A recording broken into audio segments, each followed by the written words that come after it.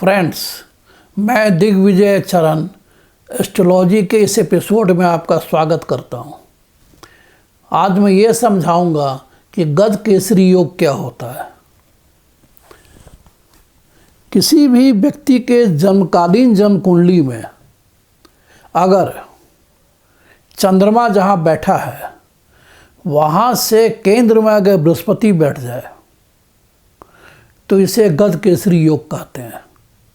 केंद्र का मतलब ये है जहाँ चंद्रमा बैठा है उसका साथ बृहस्पति बैठ जाए, या जहाँ चंद्रमा बैठा है उससे चौथा घर काउंट कर लीजिए वहाँ बृहस्पति बैठ जाए, जहाँ चंद्रमा बैठा है उससे 7वें घर में बृहस्पति बैठ जाए या 10th हाउस में बृहस्पति बैठ जाए तो इसे गज केसरी योग कहते हैं।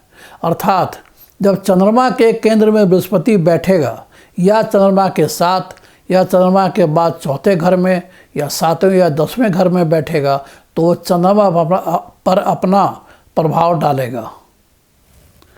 जब चंद्रमा पर बृहस्पति का प्रभाव होता है तो उसके कई लाभ होते हैं।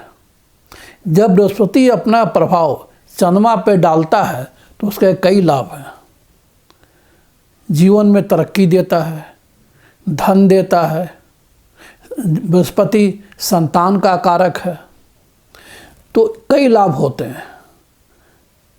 तो सिद्धांत ये है कि अगर किसी के जन्म कुंडली में चंद्रमा से केंद्र में बृहस्पति बैठा हो तो ये गज केसरी योग है। जैसे यहाँ मैं दिखा रहा हूँ कि चंद्रमा बृहस्पति एक साथ बैठे हुए हैं। ये चंद्रमा का पहला घर है जहाँ बृहस्पति बैठा है। यहाँ से 4th हाउस 1 2 3 4 जहाँ 5 लिखा है, अर्थात जहाँ 5 लिखा है वहाँ अगर बृहस्पति बैठ जाए तो चंद्रमा के केंद्र में हो गया, क्योंकि यहाँ से चौथा घर है। यहाँ से 7th हाउस मतलब 8वां घर, यहाँ अगर बृहस्पति बैठ जाए तो चंद्रमा पर अपना प्रभाव डालेगा। अगर 10th हाउस 8 9 10 अगर 11th हाउस में बृहस्पति बैठ जाए तो 2nd हाउस में बैठे चंद्रमा पर अपना प्रभाव डालेगा। तो जब अगर किसी जन्म कुंडली में ऐसा है संयोगवश कि बृहस्पति चंद्रमा से केंद्र में है तो चंद्रमा पर बहुत अच्छा प्रभाव डालता है। फिर भी कई लोगों के जन्म कुंडली में गज केसरी योग का संभावना तो है, बृहस्पति चंद्रमा से केंद्र में बैठा तो है, फिर भी उसका फल नहीं मिलता है, रिजल्ट नहीं मिलता है। इसके क्या कारण है? पहला कारण यह है कि चंद्रमा किस घर में बैठा है।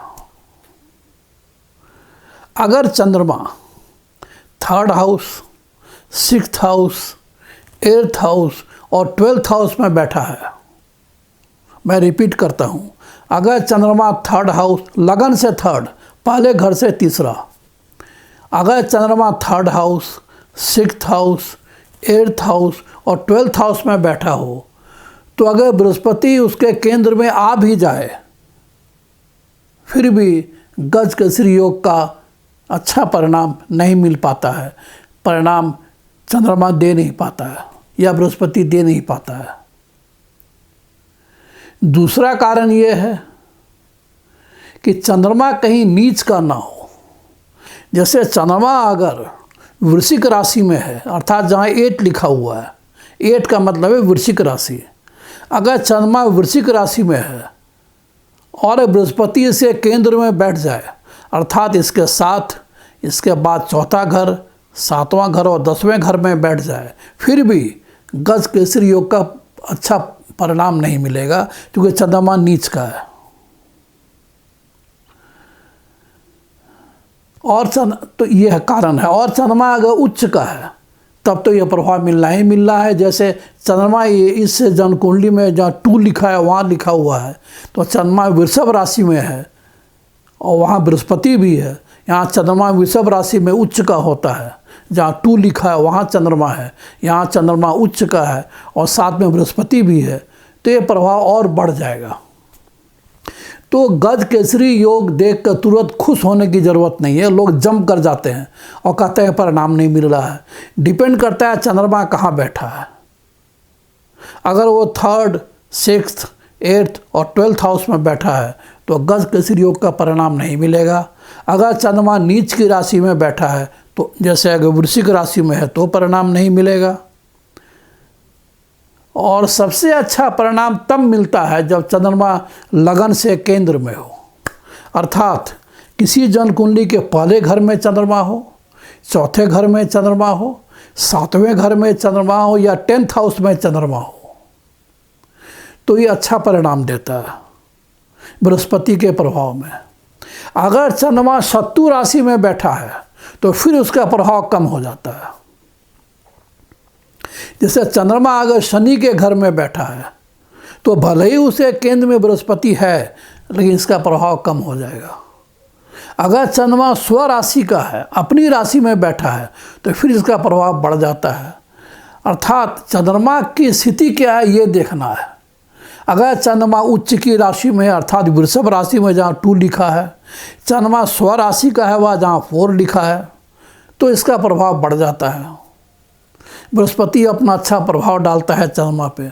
अगर चंद्रमा शनि की राशि में है तो इसका प्रभाव कम हो जाता है। अगर चंद्रमा बुध की राशि में है तो इसका प्रभाव कम हो जाएगा। तो इस तरह से चंद्रमा शत्रु की राशि में है या मित्र की राशि में है ये देखना है, और चंद्रमा उच्च का या नीच का है, तो चंद्रमा के स्थिति पर ही इसका परिणाम मिलता है। इसीलिए कई लोग ये शिकायत करते हैं कि उनकी जन्मकुंडली में गज केसरी योग तो है लेकिन लाइफ में कोई परिणाम नहीं मिल रहा है। उसका कारण यही है कि आप देखिए चंद्रमा कहाँ स्थित है। ये देखने से पहले कि बृहस्पति केंद्र में है या नहीं, अगर केंद्र में है फिर भी अगर चंद्रमा की स्थिति ठीक नहीं है तो गज केसरी योग का परिणाम नहीं मिलेगा। और आप बहुत भाग्यशाली हैं अगर चंद्रमा उच्च का है, चंद्रमा स्व राशि में है, मित्र की राशि में है, लगन में अच्छी जगह बैठा है कि लगन से केंद्र में अच्छी जगह बैठा है, और बृहस्पति उसके केंद्र में बैठा है अर्थात बृहस्पति उसके साथ बैठा है, उसके बाद चौथे, 7वें और 10वें घर में बैठा है, तो आप बहुत भाग्यशाली हैं। इसे कहते हैं गज केसरी योग। इसीलिए अपने जन्म कुंडली में गज केसरी योग का परिणाम समझने के लिए चंद्रमा की स्थिति को देखिए और तब दूसरी नज़र डालिए बृहस्पति पर कि उसके केंद्र में है या नहीं। इस तरह गज केसरी योग अपना परिणाम देता है या नहीं तो प्रभावहीन हो जाता है। अगर ये वीडियो आपको पसंद आए तो इसे लाइक कीजिए, शेयर कीजिए, सब्सक्राइब कीजिए और अपने कमेंट्स ज़रूर दीजिए। Thank you.